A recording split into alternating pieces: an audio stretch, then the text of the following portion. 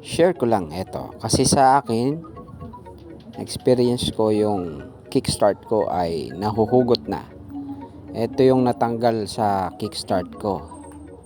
Yung e-clip. Ayan. Yan yung part na yan. So, ang kailangan lang natin para ikabit yung e-clip ay long nose.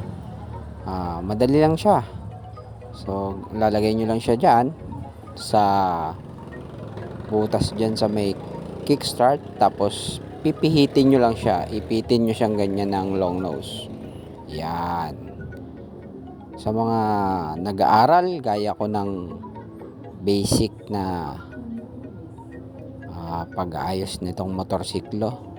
Hindi po ako mechanic at medyo madali lang naman po itong pagkakabit nito. Iti-twist nyo lang po siya ng konti. Yan. Para kumapit yung iti-twist nyo lang. Yan. Para kumapit yung clip. Yan. Yan. Pag nakapantay na siya, okay na yan. Yan. Nakatipid na kayo sa bayad. Hindi na kayo gaano magbabayad. Pag meron kayong kaunting kaalaman gaya ko sa motorsiklo.